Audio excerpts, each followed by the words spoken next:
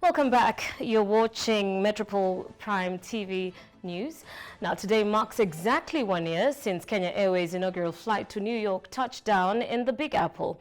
Words like historic, a game changer, gateway to East Africa, among others, made highlights of the key talking points across the board.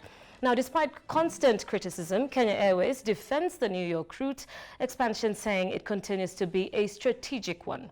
That and a host of other challenges, such as continuous disagreements with its pilots, fluctuating fuel prices, high operating costs, continue to affect the airline's performance. Now, globally, the airlines industry is at a turning point. Qatar, which has been posting losses in recent years, has gone on an acquisition spree. AirAsia is keen on becoming a digital retailer and not just an airline.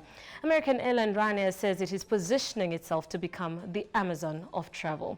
Stakeholders now say that trends will be marked by mergers and acquisitions, the continued rise of low-cost carriers, among others. Is there hope for KQ after all? Tonight, we host Sebastian Mikosz, the CEO of Kenya Airways. Thank you so much for making time to join us on the show tonight.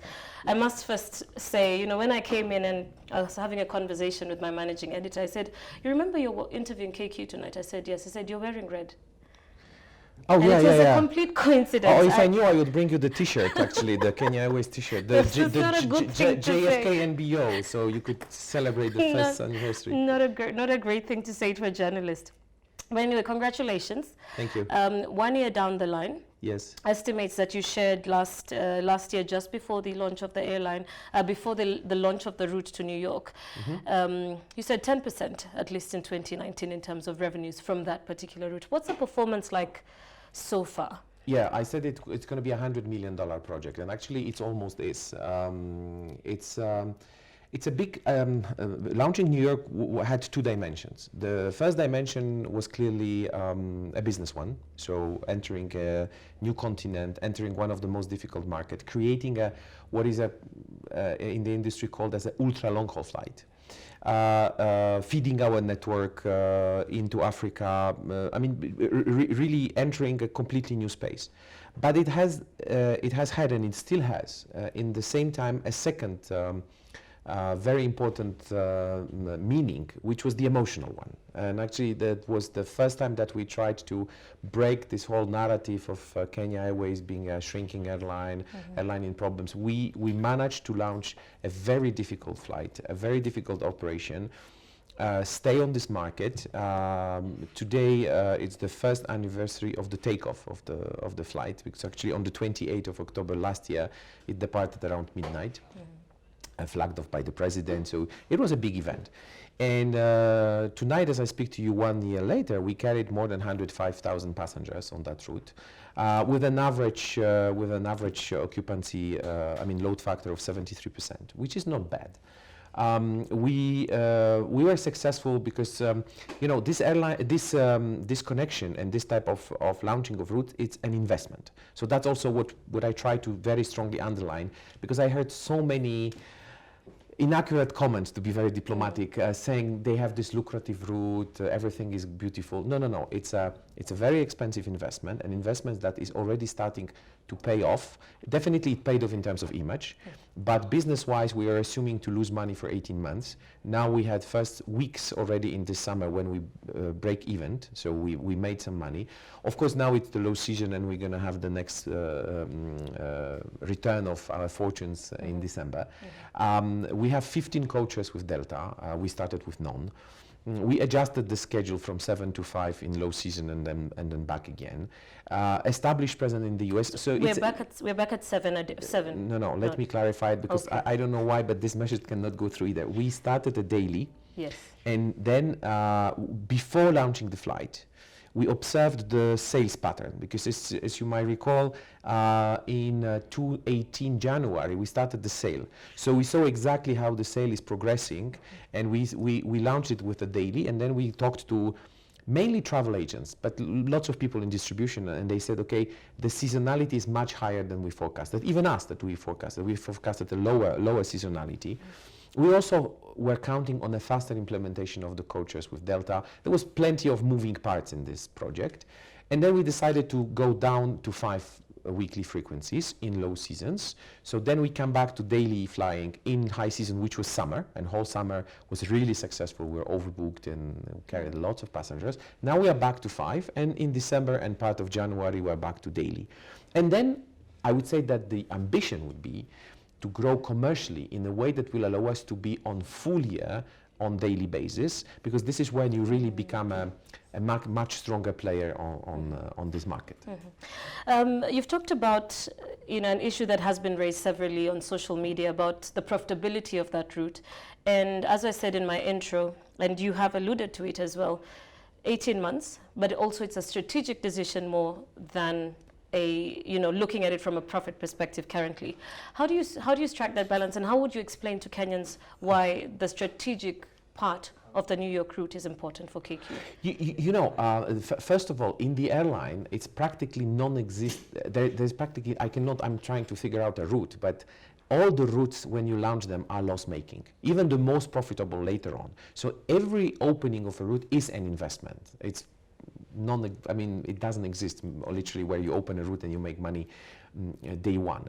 So that was a business decision, knowing it's again an investment. So we never, I don't know what was on the social media, I'm really following it from distance, but we never said we're going to make money in the beginning. We actually assumed even 2-year losses. But why was it strategic? Because first of all, it has the highest potential. There is 200,000 US citizens coming to Kenya every year through different routes. Yes? Actually, it's even the market is even estimated at 400,000, but now we have measured through airlines at 200, with a market that will going to grow to 400. So we carried 105,000. Of course, we could carry more, but not that much more, because again our cabin is quite, on average statistically, is quite full. Second is because we have a lot of traffic connecting through Nairobi. Please remember, it's not a point-to-point fly. We are carrying a lot of traffic that goes to Uganda, Tanzania, Rwanda, but even to Johannesburg, which also has a direct connection. So it was aiming at lifting up our hub by creating more density on other flights. So if you don't make money on New York, that doesn't mean it's all bad, because you can make money, for example, on Mauritius, where we now fly double daily, and we did not fly when we started, and we have a lot of traffic who goes via Nairobi to Mauritius. That allowed us to increase the flights to Seychelles. So you see, in a network logic, you try to raise the level of water for all the flight, and you try to feed connecting flights. So that was the main business reason. Of course, Nairobi is a big institution capital. Yes, you have UN, you have World Bank, you have tons of companies, we estimated 50 companies which are having their regional headquarters here in Nairobi. So there is a natural traffic, but of course, as I always mention when we launch it, and I have this opportunity to repeat it, nobody, and I will put it in capital letters, nobody in the airline industry wanted us to fly, because it's a very competitive market. It's a market that everybody fights for. It's a highly business class market, so high revenues. So this is why we entered a market when nobody wanted us to be. So we have to fight for our part of this New York or this US Africa cake, which goes through Europe, which goes through the Gulf carriers. So this is why I think it was a good strategic move to do, and today it's a proof that we are going in the right direction. You've talked about the network logic, and I just want to rope in the code share deal with Delta. How has that helped elevate that particular route? It's fundamental to have a US partner when you are in the US market, but the logic is the same when you are in China. It's fundamental to have a Chinese partner, because we are an African carrier. Okay, our biggest strength is the sub-Saharan African network, which we grew really very densely into 2018. So that's our added value. Now, how do we offer this added value on the other side of the route? That's the real question. So how our customers, or Delta customers, or any other customers, are buying a ticket to the whole journey. So when we actually, in your comment, you said there was criticism. You see, I don't know if there was criticism. I know there was disbelief. I read many saying, you know, like ridiculous things like the Dreamliner will not go to New York because it's too far away, to they will never launch, they will cancel the very last moment. Actually, there was many of our competitors who were even spreading the rumor not to allow us to say, people didn't believe we will fly. So now that we are a year later, we established a different commercial relations also with the carriers, because we have not only a commercial relations with Delta, we have an agreement with American Airlines, we are discussing with JetBlue. So it's not like, Delta should be the commercial pillar, because this is one of the biggest American carriers, actually one of the two biggest. So we would like to, we have 15 coaches beyond, so you can buy a ticket beyond New York. But what we are really fighting for is to have a commercial agreement that will allow Delta to put the coacher on our flight. Then I can assure you we'll go daily, because the strength capacity, the commercial power of Delta in the US is so big that we'll have no problem filling in the aircraft and then defeating it, of course, beyond Nairobi. Given that partnership, any possibility of new routes within the US? Oh, you know, yes. If we have a partner, then definitely yes.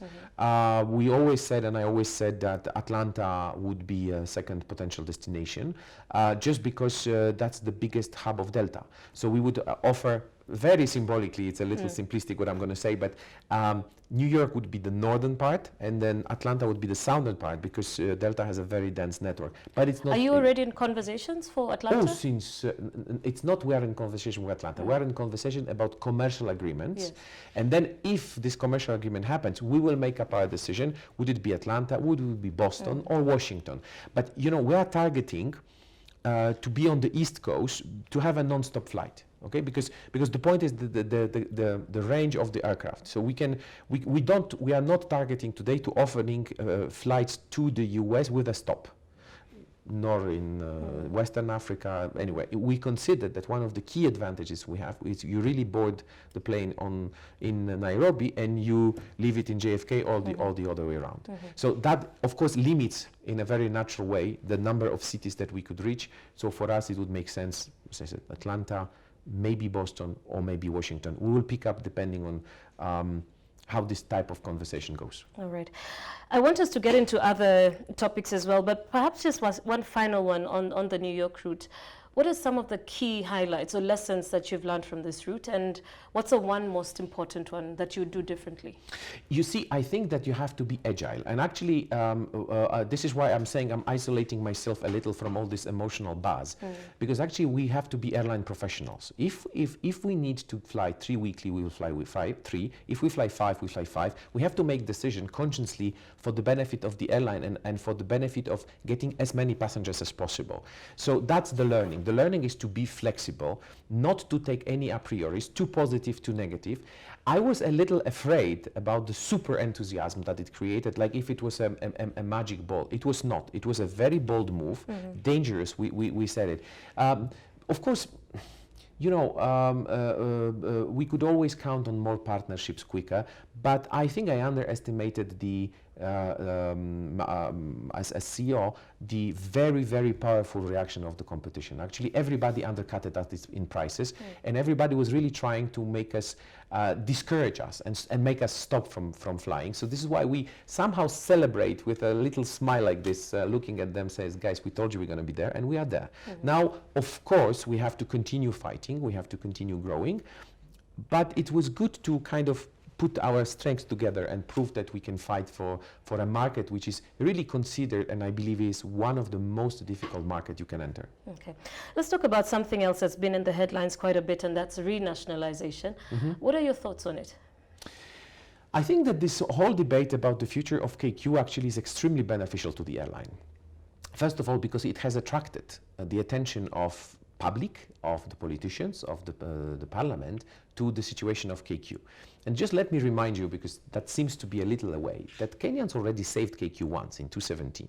So actually, when people say me who owns the airline, my answer is Kenyan taxpayers, because they've provided $750 million of sovereign guarantee, without which we would be already history.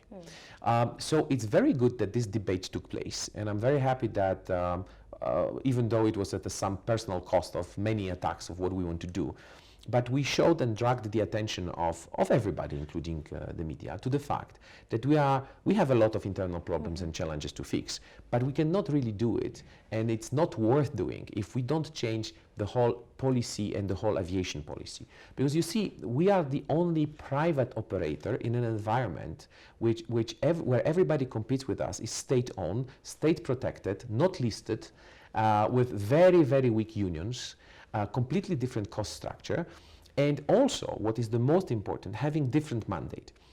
You see, and I know it's a little risky what I'm going to say, but if we were about to fulfill only our mandate of being profitable, we would never open New York. Because actually we would be more looking after the dividends of the shareholders than after the long-term profit of the company. I consider myself personally that Kenya Airways should have a different mandate than the mandate just of making money for the shareholders. Because and what mandate is that? I think that the mandate should be at least three that we kind of define in the white paper. First of all, I think we should contribute much more to the GDP than we do. And the role of an airline, if you take Singapore, if you take Dubai, if you take even Malaysia or look at Rwanda, is to really enhance and contribute to the economy through two things. One is connectivity, because we are allowing goods, people to be carried both sides. And connectivity means actually, to be very simplistic, how many hours you need to go between 2 points. And look at the paradox. Today, if we want to go to Botswana, for example, from Nairobi, it's a longer route than to London. So how are we an African carrier and we don't fly to Gaborone? We don't fly to Windhoek in Namibia. We don't fly to numerous places in Africa. So we are not creating this connectivity, which immediately, it's not only about tourism, it's about business, it's about commercial exchange, it's about investment, it's about everything that an airline creates. So connectivity in one. And second, we should be creating stable jobs. If we grow, we have a capacity of creating much more jobs which contribute to the whole overall well-being, which by circular contribute to the GDP. And this is if you Ethiopian, that's what they do. Rwanda, that's what they do. Countries like Uganda and Tanzania relaunch their national carriers with this type of mandate. But if you take all these big competitors of ours who are so esteemed on Kenyan market, Emirates, Qatar, Oman Air, Etihad, they are all state-owned with the mandate of bringing GDPs to their own hubs. So this debate about the renationalization, I think, is the effect of this whole turmoil around us. The parliament has adopted a report which clearly says that the parliament is going that direction.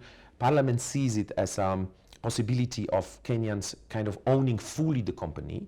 And now the second part of this task is in the hands of the government. So then the tempo, the structure, that has to be done at political level. But I'm very happy that at least at political level there was this debate, even though again it was sometimes emotionally difficult, but at least it really may be allowed to explain where we are and how it's not just about the dividends and just about profits and just about cutting costs and doing simple things. I mean, given the sentiment around government and state-owned corporations in Kenya, I mean, and we have history to look at for that. There seems to be a fear or a perception. I mean, as we sit currently, the government is already majority shareholder Not yet. at KQ. Not yet. No, not yet. No, that we would be a parastatal then. Well, we are not. The government is at 48%. Yes. And the fear is if the government takes 100%, buys out KLM, buys out the other smaller shareholders, it's still Kenya. It's still, the history has proved to us that the government is not in the business of running business. Okay, I understand where you are heading. I fully understand that the parastatals are not the most agile, flexible, and innovative company. That's a fair point. However, let me counterbalance this point of view. First of all, Kenya Airways was privatized and went into problems. So if you take the logic of being private doesn't mean well managed. Companies are not African or not African or private or public. They are well managed or not well managed. That's it. That's a very, for me, it's a very simple division. That's number one. Number two, Actually, coming back to what I was saying previously, Kenyans already landed or guaranteed, because there was no cash transfer, to be very clear about this, $750 million. So today, Kenyans and the Kenyan budget is sitting on a risk that if we fail, this money will have to be paid to the banks, to the lessors, which would be really detrimental, and I wouldn't consider it being the best investment by Kenyan taxpayers. So that's number two. Number three, you see, whatever we are Kenya Airways. However, are we really only a Kenyan company? Less than half of our customers are Kenyans. We are actually an outside of Kenya company, and we are not really competing inside Kenya. We are competing outside of Kenya. Therefore, again, the market and the people we are competing with here in Nairobi, because there is 26 operators coming to Jomo Kenyatta, these are all state-owned companies. Actually, only European companies which coming here, like BA or Lufthansa, are private. But again, majority of what you could look at in the Africa and in the Gulf area are all state-owned. So you see, this argument of being private versus state. I guess it boils down to management, or the question around management, where is the biggest problem with KQ management? And if it is the state best placed to manage KQ, in your opinion? But I mean, I can find as many answers for yes as for no. Of course, state is not. Again, state is not the best investor per se in private businesses. But again, it has been proven by facts that the absence of the state was not good either, because the company was managed when KLM had 30%, and it went into big trouble. And it has to be what? Bailed out by the state. So you see, the question is why the state has to bail out the company and then has no say. I agree with you that having all these regulations and all this burden, administrative red tape, is not the best idea for the airline. But this is why I believe it was also addressed in the report. Please look at the report. It's highly recommended by the MPs not to have a lot of exemptions. A little in the way the central bank has, or some other companies I know have exemptions. So you see, if Ethiopia has built an airline which is 3 times bigger than us in the last 10 years, why wouldn't Kenya do it? Actually, that's for me a very personal, emotional question. Why would we allow all the neighbors to grow the airlines, and we are debating is the state good or bad, while they have state airlines and they just grow? So what do you think this renationalization will do, especially now in comparison to the Emirates, the Qataris, the Ethiopians, South Africa? It will put us, you see, I don't know what's the outcome going to be, because there will be probably a bill that's going to be voted by the MPs and then approved and etc. So I don't know how the structure finally is going to look at, because that's currently being debated. But what I know is that the idea, it goes to put all the assets together. And actually the principle of cross-subsidy is really the real principle, in which all the state-owned assets are working together to lift up the hub. Because the whole point is not to protect or be protectionist for Kenya Airways. The whole point is to create investments which will allow other airlines to come. My favorite example is Singapore. Singapore, which has fully state-owned assets, where half of the Singapore airport has foreign carriers, but their presence is contributing to strengthen Singapore Airlines. And I can quote, Egypt just did it. Egypt just created a state holding where they've put all the assets. It does not mean that I'm going to now go and take the money from the bank account of Jomo Kenyatta Airport, but it means that all the assets will align, and again, it will change the mandate. So of course it means delisting, it means private shareholders being bought out, pushed from the shareholding through the bill. That's I guess what's going to happen. But at least it means that all these elements will contribute to really bring the GDP connectivity I was mentioning.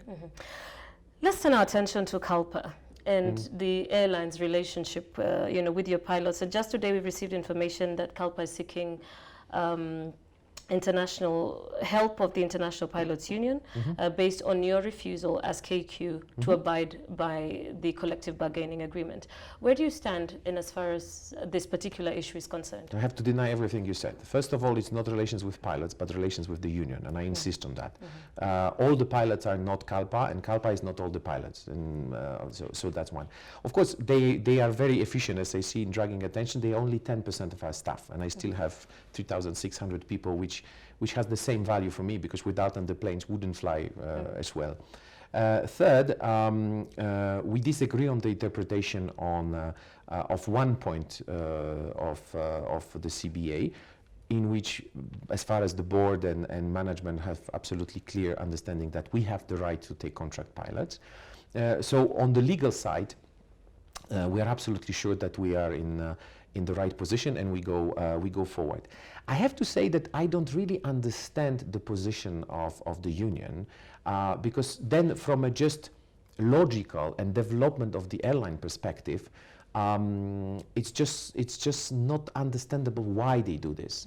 This and specific to the contractual. Yes, actually, it's for me it's a question of power play. Actually, CALPA was used to run the airline. Please remember, they removed the previous CEO and chairman. So it's politics in your. There is a lot of politics in it, because from an industrial perspective, their request makes no any sense. They've created a CBA, which they forced to sign the management through industrial actions, which is extremely complicated, extremely detrimental to the airline, but also detrimental to the pilots who wants to fly more. And we are in a situation when during those negotiations, it's very easy to explain, because they rejected all our proposals. Not one was approved.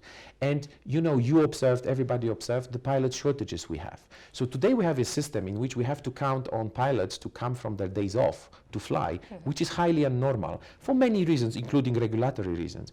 And the reason why we are taking contract pilots is because we have so complex system of training, which CALPA insisted on and don't want to change, that we need to have pilots flying while we can train our normal pilots, the pilots who are not on contract, so they can progress in their careers. But it's so complicated to do that we need at least 2 years to push up a new group of people and recruit. That's the 40 we need 50 pilots. Actually, we would even need more, but this more depends on how fast we want to grow the airline. But it's extremely complicated today in the system we have, and completely not industry standard, to have such a actually 10% of our pilots are not flying every month because they are on training all the time. So we have this very complicated, I call it a Polish zigzag system, in which they keep changing the seats. But then the question of planning, lots of these issues that we try to discuss with the union.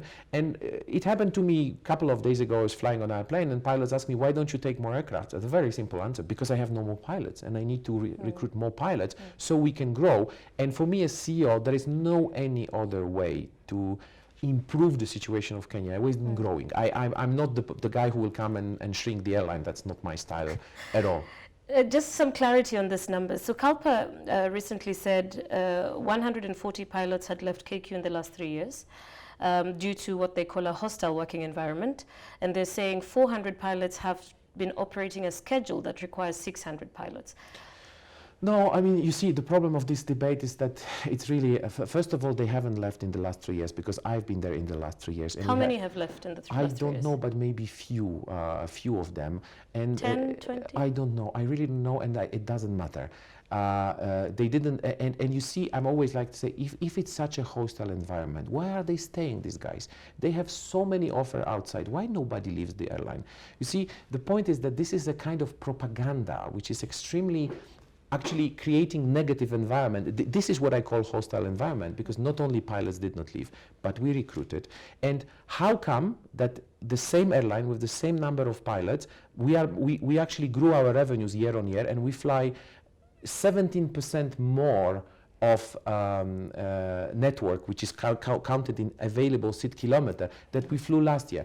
You know, you've just been asking me about New York, but New York requires augmented crew. So we have 4 pilots per aircraft, flying 2 planes all the time when we go daily, because before the plane returns, we have to send a new one.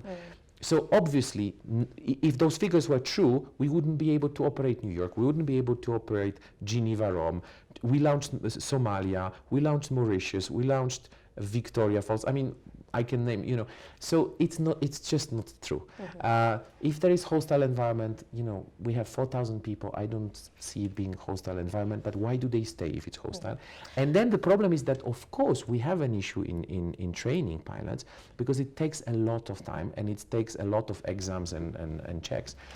So we will, If it was just depending on me, and if we had the money, I would invest in a big training school and recruit not 50, not 100, but 300 pilots, because it takes 2-3 years to line them up.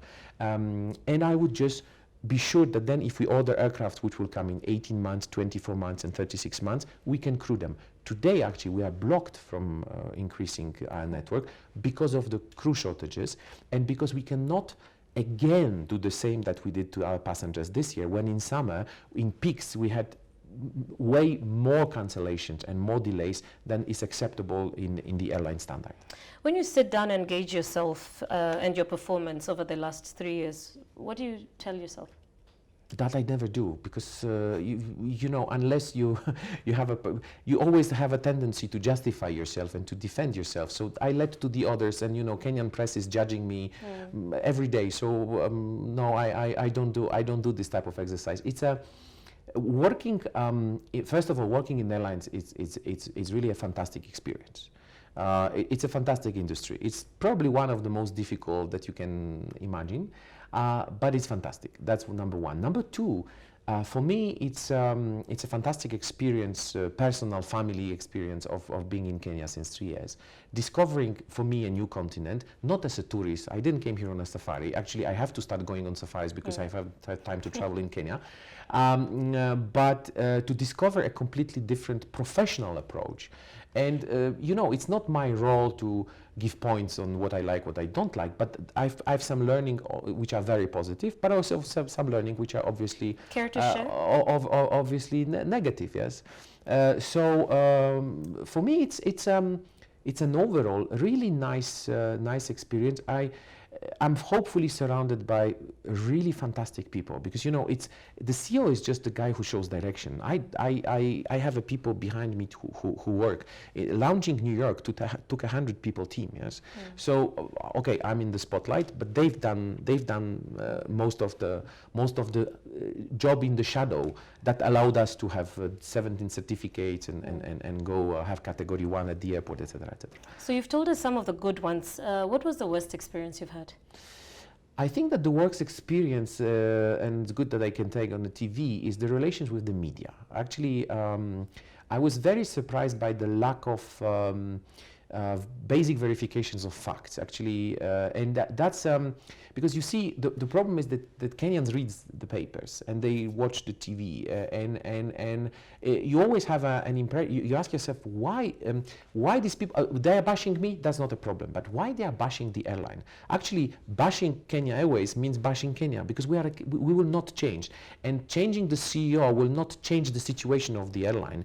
It's a national carrier, yeah. It's owned by, as I mentioned, by taxpayers to a great extent. So there is no point in criticizing just free of charge, just to want to sell more papers. That was a really bad experience, because it also became very personal at a certain moment.